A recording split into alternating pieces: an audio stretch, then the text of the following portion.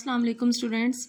Today we will start our second lecture that is about branches of biology. In the last lecture we have only discussed about the introduction of biology, which includes definition of biology, then some major branches of biology. ठीक है, तो आज के lecture में भी हमने branches of biology को ही पढ़ना है, लेकिन इन सम डिटेल्स, ठीक है, कि बायो की और बहुत सारी फर्दर डिवीजन्स हैं, ठीक है, जिनके बारे में आज हमने स्टडी करना। छोटी छोटी चीज़ें हैं, ठीक है, जैसे ह्यूमन बींग्स के बहुत सारे फीचर्स होते हैं, एनिमल्स के बहुत सारे फीचर्स हैं, प्लांट्स के बहुत सारे फीचर्स हैं, ठीक है। तो उन फीचर्स को भी डिटेल से स्टडी करने के लिए मज़ीद बायो की बहुत सारी ब्रांचेज हैं, ठीक है, जिनको आज के लेक्चर में और नेक्स्ट लेक्चर में हम लोग ना थोड़ा सा करके डिस्कस करेंगे, ताकि आप लोगों पर ज़्यादा बर्डन ना हो और समझने में आप लोगों को आसानी हो। लेकिन आप लोगों ने गौर से सुनना है, ठीक है, सारे लेक्चर्स, तो ताकि आप लोगों को समझ आ सके, ठीक है। तो आज भी बायो की ब्रांचेस ही पढ़नी है। तो नेक्स्ट स्लाइड पे चलते हैं कि सबसे पहले कौन सी ब्रांचेस हैं बायो की।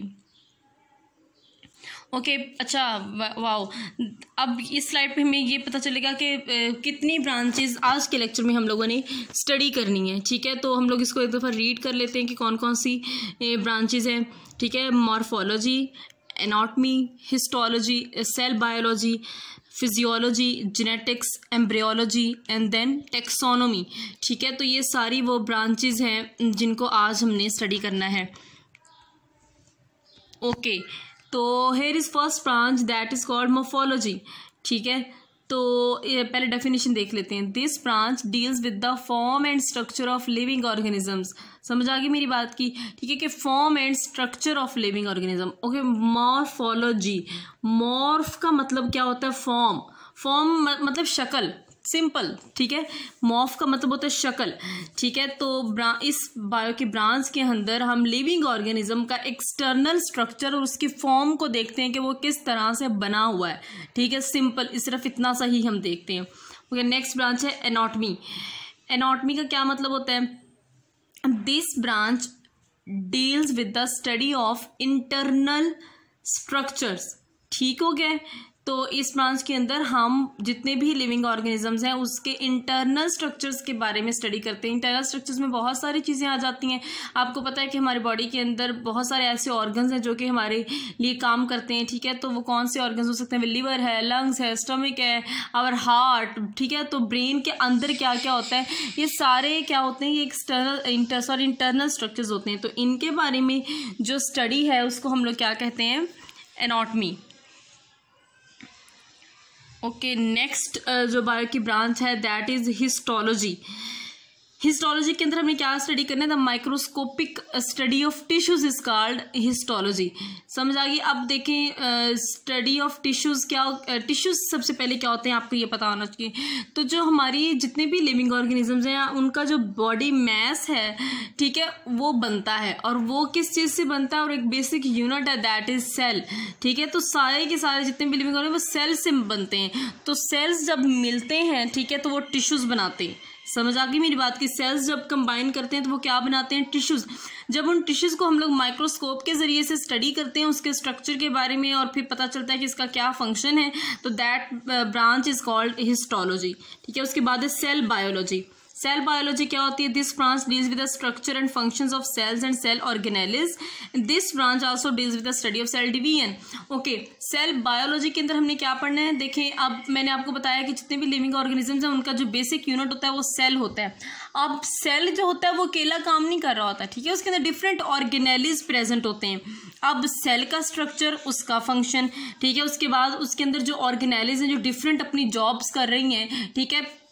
जैसे देखें आपका स्कूल है, ठीक है, तो आपके स्कूल के अंदर आपके there are not only your teachers, there are management, there are accountant officer, ठीक है, देर आर प्रिंसिपल्स। तो इतने सारे लोग हैं जो कि काम कर रहे होते हैं, ठीक है। तो इट्स मीन कि everyone is doing his own job, ठीक है, वो हर कोई अपनी अपनी जॉब कर रहा है, अपना अपना काम कर रहा है, ठीक है। तो इसी तरह से सेल है, सेल के अंदर उसके ऑर्गेनेल्स प्रेजेंट होते हैं जो उसका अपना अपना काम कर रहे होते हैं, ठीक है। तो सेल का स्ट्रक्चर, सेल का फंक्शन, उसके बाद सेल ऑर्गेनेल्स, उनका स्ट्रक्चर, उनका फंक्शन, इन सी चीज़ों के बारे में। और एक और चीज़ सेल डिवीजन के बारे में, ठीक है। जब हम लोग एनिमल्स लाइफ को स्टडी करते हैं तो उसमें एक फीचर है सेल डिवीजन, ठीक है, सेल डिवाइड करते हैं हमारे, ठीक है, फॉर ग्रोथ, ठीक है। तो जब ये सेल डिवीजन होती है, ठीक है, तो उसका भी सारा हम जब स्टडी करते हैं तो वो भी किस में इंक्लूड है, सेल बायोलॉजी के अंदर। Okay, next branch is physiology.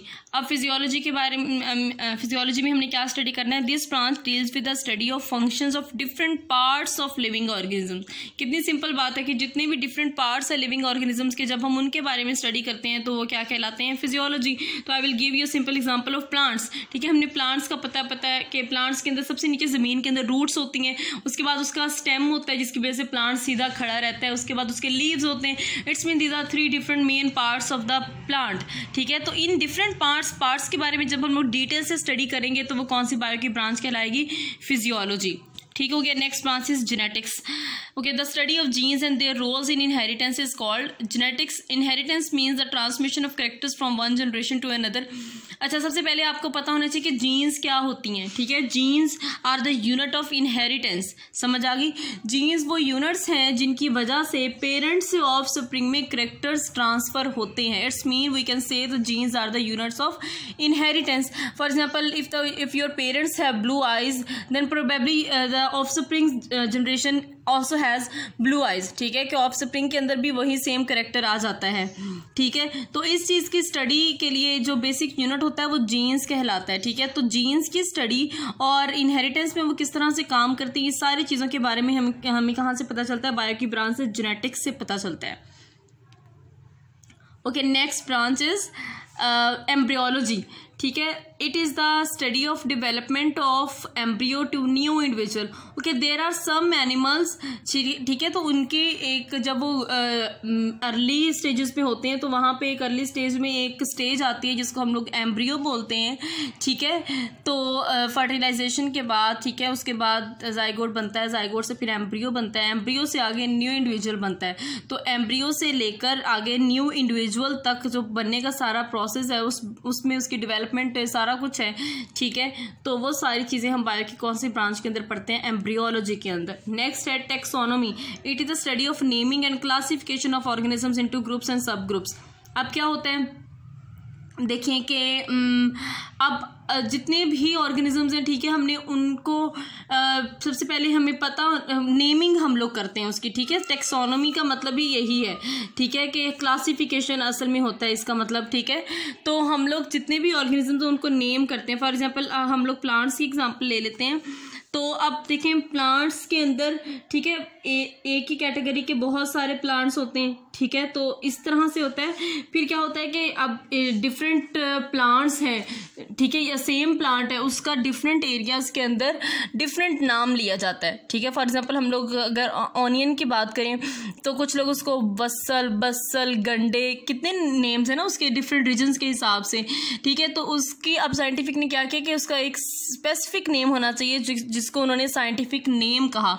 तो इस तरह से ऑर्गेनिजम्स या उसके, ठीक है, प्लांट्स वगैरह एनिमल्स को नेम करना साइंटिफिकली, उसको टेक्सोनोमी कहते हैं। उसके अलावा ऑर्गेनिजम्स की क्लासिफिकेशन करते हैं इनटू ग्रुप्स एंड सब ग्रुप्स ताकि उसको समझने में आसानी हो। तो इस चीज़ को क्या कहते हैं हम लोग, टेक्सोनोमी। तो this was all about today's lecture. तो नेक्स्ट लेक्चर में हम लोग आगे फर्दर इसकी कुछ और ब्रांचेस है उसके बारे में भी स्टडी करेंगे, ठीक है। तो I will see you in the next lecture. Take care and अल्लाह हाफिज़।